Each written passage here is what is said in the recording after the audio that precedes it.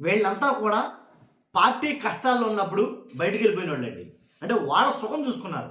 ఎవరంటే వైఎస్ఆర్సీపీలో కొంతమంది ఎమ్మెల్యేలు కావచ్చు, మంత్రులు కావచ్చు.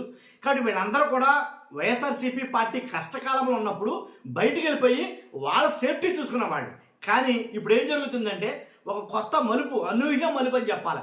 వాళ్ళంతా తిరిగి మళ్ళీ వైసీపీలోకి రాబోతున్నారంట. వాళ్ళందరూ కూడా తిరిగి వైసీపీలో రావడానికి ఎక్కువ ఆసక్తి చూపుతున్నారంట. అందుకు తగ్గట్టే పావులు కదుపుతున్నారంట. కాబట్టి ఎవరంటే కనుక చాలామంది వైఎస్ఆర్సీపీ పార్టీ 2024లో ఓడిపోయిన తర్వాత చాలామంది బయటికి వెళ్ళిపోయారు.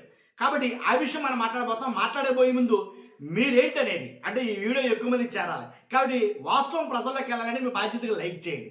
లైక్ చేస్తే ఇన్ఫర్మేషన్ ఎక్కువ మంది చేరుతుంది. కొత్తగా మన ఛానల్ చూస్తే పక్కాగా సబ్స్క్రైబ్ చేయండి. మీరేమనుకుంటున్నారు? మీ అభిప్రాయం ఏంటి? అలా బయటికి వెళ్ళిపోయి పార్టీ కష్టకాలంలో ఉన్నప్పుడు ఎడంకాలతో తన్ని బయటికి వెళ్ళిపోయిన వాళ్ళు మరలా కుడికాలు పెట్టి లోపలికి వస్తారంటామంటే వాళ్ళని ఆహ్వానిస్తారా? వాళ్ళని స్వాగతిస్తారా? అర్థమైనా మీకు?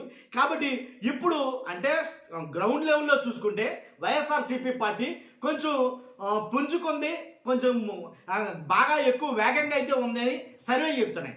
కాబట్టి రాబోయే రోజుల్లో మ్యాక్సిమం వైఎస్ఆర్సీపీ పార్టీ హవా అయితే కనుక ఎక్కువ ఉండబోతుందని వైఎస్ఆర్సీపీ పార్టీ కొంతమంది మాట్లాడడం, అలాగే కొన్ని సర్వేలు చెప్పడం, వైసీపీ చాలా మంచి కీ రోల్ పోషించబోతుందని చెప్పడం, ఇవన్నీ చూసిన దాన్ని బట్టి వాళ్ళకు కూడా వైఎస్ఆర్సీపీ పార్టీని కాదని బయటికి వెళ్ళిపోయిన వాళ్ళకు కూడా ఆయా పార్టీల్లో వాళ్ళకి సముచిత స్థానం లభించకపోవడం, వాళ్ళని గౌరవించకపోవడం, తగిన ప్రాధాన్యత వాళ్ళకి ఇవ్వకపోవడం, ఓ పక్కన కూర్చోబెట్టడం, ఎక్కడో చివరిన పడేయడం, ఎలా చేయడం వల్ల వాళ్ళు కూడా లోపల ఉండే మనసాక్షి ఒప్పుకోక మళ్ళీ మనం వైఎస్ఆర్సీపీ పార్టీలోకి వెళ్ళిపోదాం అని వాళ్ళు అనుకుంటే వీళ్ళు అనుకునేదే తడుగా మళ్ళీ పార్టీలో తీసుకుంటారా? అలా పార్టీలో తీసుకుంటే కష్టకాలంలో ఉన్న వాళ్ళని మోసం చేసినట్టే కదా అనేది నా అభిప్రాయం. ఒకసారి ఎవరెవరు వెళ్ళిపోయారో చూద్దామా? అవంతి శ్రీనివాస్ గారు ఇప్పుడు అవకాశం దొరికితే, అధినాయకుడి నుంచి గ్రీన్ సిగ్నల్ వస్తే కనుక అవంతి శ్రీనివాస్ గారు మళ్ళీ వైఎస్ఆర్సీపీ పార్టీలో రావడానికి ప్రయత్నాలు జరుపుతున్నారని కొన్ని వార్తలు అయితే వస్తున్నాయి.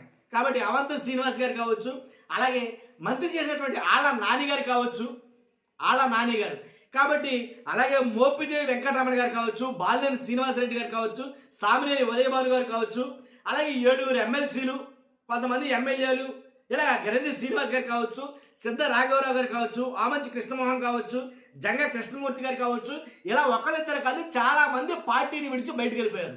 వీళ్ళందరూ కూడా అవకాశాలు ఎక్కడ లేక, వాళ్ళు వీళ్ళకి సముచిత ప్రాధాన్యం ఇవ్వక, వీళ్ళని పక్కన పెట్టేయడం వల్ల, కూరలో కరివేపాకు తీసేయడం వల్ల మరలా వీళ్ళు ఈ పార్టీలోకి రావాలని, మళ్ళీ వైసీపీలోకి వెళ్ళాలి, సొంత గూటిలోకి వెళ్తే మనకు ఆ ఆధిక్యత ఉంటుంది అని లెక్కేసి మళ్ళీ సొంత గూటి కోసం రావడానికి ప్రయత్నాలు ముమ్మరంగా జరుగుతున్నారన్నమాట వాస్తవమే. ఇందులో చాలా మంది అయితే కనుక సముఖంగా ఉన్నారు వచ్చేయడానికి. కానీ వస్తే అంటే పార్టీ కష్టకాలం ఉన్నప్పుడు ఇలా బయటకు వెళ్ళిపోయారు. అలాంటి టైంలో కొంతమంది పార్టీని భుజాన్ని వేసుకుని కేసులని, అవని ఇవని, నిర్బంధాలని, జైళ్ళని, వీటంటే ఇబ్బందులు పడుతూ పార్టీని మోస్తూ కాస్తూ కొంతమంది ఉన్నారు. వాళ్ళని రాగానే వీళ్ళ పక్కన పెట్టేసి వాళ్ళకి ఆధిక్యాన్ని ఇస్తారా? అది కరెక్టేనా? జగన్మోహన్ రెడ్డి గారు ఇందుకు సిద్ధంగా ఉన్నారా? వాళ్ళు తీసుకోవాలనుకుంటున్నారా? ఇలా చాలా ప్రశ్నలు అయితే ఉన్నాయి. నన్ను అడిగితే కనుక, నా అభిప్రాయం అయితే కనుక అలాంటి వాళ్ళని ఎట్టి పరిస్థితుల్లో పార్టీలోకి రానివ్వకూడదు. దాంట్లో ఎలాంటి డౌట్ లేదు. ఎందుకని కష్టకాలంలో వాళ్ళు ఉండకుండా వాళ్ళ సేఫ్టీ చూసుకుని వాళ్ళ రాజకీయ పబ్బం గడుపుకోవడం కోసం, వాళ్ళ అవసరాలు తీర్చుకోవడం కోసం బయటికి పోయారు కాబట్టి వాళ్ళు అక్కడ వదిలేయాలంతే. మళ్ళీ వీళ్ళు కష్టకాలంలో వీళ్ళ పార్టీని ఆదించారు కాబట్టి, చాలామంది పార్టీని అంటిపెట్టుకుని ఉన్నారు కాబట్టి, కేసులు పెట్టిన, జైల్లో వేసిన, నిర్బంధాలు విధించిన, ఎన్ని చేసినా సరే అలా పార్టీని అంటిపెట్టి ఉన్నారు కాబట్టి వాళ్ళకి సముచిత ప్రాధాన్యం కల్పించాలి, వాళ్ళకి మెయిన్ ఇంపార్టెన్స్ ఇవ్వాలి. అలాగే చాలా మట్టుకి అంతకు ముందు జరిగిన వైఎస్ఆర్సీపీలో ఎలాంటి ఇబ్బందులు తలెత్తాయి, ఇక మీదట అలాంటివి తలెత్తకూడదు అని చాలామంది రాజకీయ విశ్లేషకులు, పండితులు మాట్లాడుతున్నమాట మనం కూడా చెప్పేది అదే. అంతే కదండి. ఇప్పుడు వద్దు పొమ్మన్న వాడికి మళ్ళీ వస్తానంటే ఆడి ఇష్టమా? ఎప్పుడు కలిసి అప్పుడు బయటికి పోయి మళ్ళీ లోపలికి రావడానికి? వాళ్ళు అయ్యి జాగీర్లు కాదు కదండి ఇవి. అంటే పూల పాలుపులుగా ఉన్నప్పుడు, పూలేసి చక్కగా పందిరిగా కూర్చోబెట్టినప్పుడు వచ్చి సింహాసనాలు ఎక్కుతారా? ఏమీ లేదు ఇప్పుడు అంతా ముళ్ళ కంపే అని అనుకున్నప్పుడు వాళ్ళ ఇష్టసరంగా వాళ్ళు పోతారా? అంటే పూలు జిమ్మించుకునేది వాళ్ళను, ఊళ్ళ మీద నడిచింది వీళ్ళ. అది ఎంతవరకు కరెక్ట్? నాకైతే కరెక్ట్ కాదు. మరి మీ అభిప్రాయం ఏంటో చెప్పడం కేసంగా ఫస్ట్ అయితే కామెంట్ చేయండి మీ అభిప్రాయం ఏంటో. అలాగే కొత్తగా మన ఛానల్ పక్కగా సబ్స్క్రైబ్ చేయండి, ఫస్ట్ లైక్ చేయండి. Thank you very much.